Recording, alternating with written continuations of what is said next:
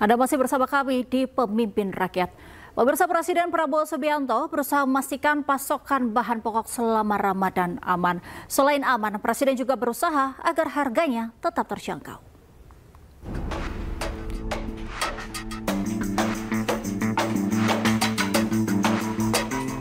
Kenaikan harga pangan kerap terjadi di awal bulan Ramadan.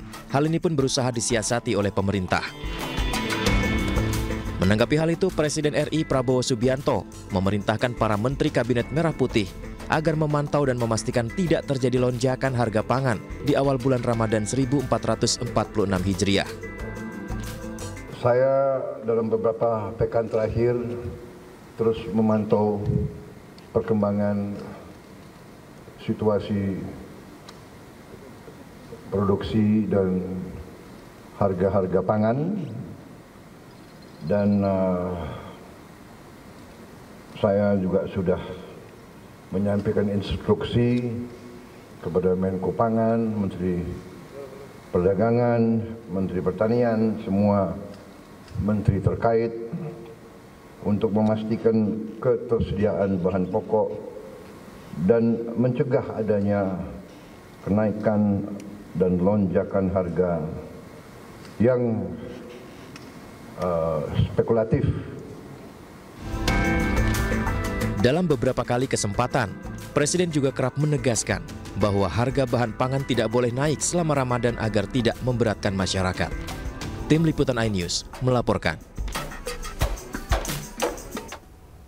Pemirsa, Menteri Pertanian Andi Amran Sulaiman melakukan inspeksi di Pasar Induk Beras Cipinang, Jakarta Timur. Inspeksi dilakukan untuk memastikan harga pangan stabil selama bulan Ramadan hingga Lebaran nanti.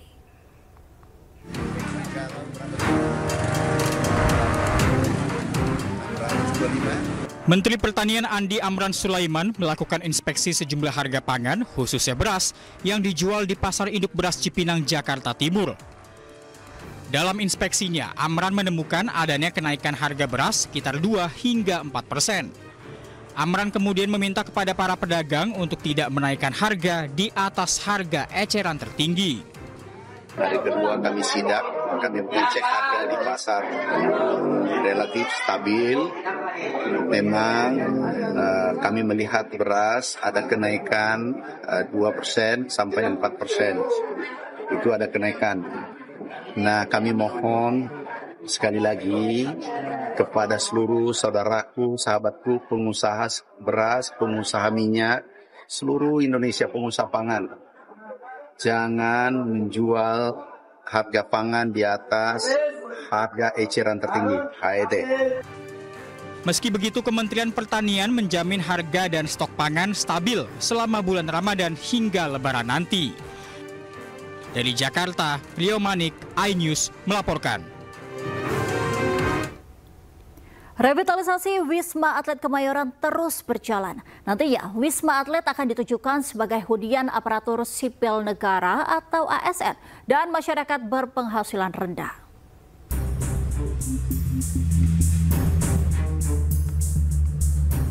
Tiga tower di Wisma Atlet Kemayoran telah selesai direvitalisasi sejak Januari lalu.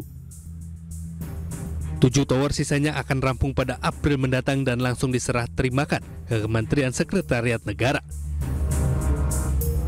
Menteri Perumahan dan Kawasan Pemukiman, Marwarar Sirait bersama dengan Sekretaris Kabinet Teddy Indrawijaya meninjau langsung perkembangan revitalisasi Wisma Atlet Kemayoran. Dan sudah melihat kesiapan 3 tower 890 ya Pak Presiden, yang kami sudah memang ready untuk serah terimakan. Nanti kalau yang 1, 2, 3, 4, 5, 6, 7 kita rencana tanggal 20 April ya, kita sudah siap serah terimakan. Rencananya rusun Wisma Atlet ditunjukkan sebagai hunian aparatur sipil negara atau ASN. Namun Kementerian Perumahan dan Kawasan Pemukiman mengusulkan masyarakat berpenghasilan rendah bisa menempati rusun ini, tentunya dengan harga yang sewa lebih murah dibanding ASN. Dari Jakarta, Rani Sanjaya, iNews melaporkan. Pemirsa, Menteri Ketenagakerjaan Yasir Lim mengatakan bahwa pemerintah akan mengawal hak-hak pekerja Sritex yang terkena PHK dan akan mempekerjakan kembali ratusan pekerja Sritex. Pertama, Kementerian Ketenagakerjaan mengucapkan terima kasih tentunya atas dukungan Bapak Presiden, Bapak Mensesnek, Bapak Menteri BUMN, tidak lupa juga Bapak Menko Perekonomian dalam penanganan kasus PT Sritex Group. Kementerian Ketenagakerjaan juga mengapresiasi berbagai komitmen dan langkah yang dilakukan oleh kurator seperti yang tadi sudah disampaikan, bahwa dalam 2 minggu ke depan pekerja akan dipekerjakan kembali. Hal ini tentu bisa memberikan ketenangan kepada para pekerja yang terkena PHK. Saat ini Kementerian Ketenagakerjaan sedang mengawal hak-hak pekerja PT Sritex Group berupa hak atas kompensasi PHK dan berbagai hak normatif lainnya agar tetap terpenuhi.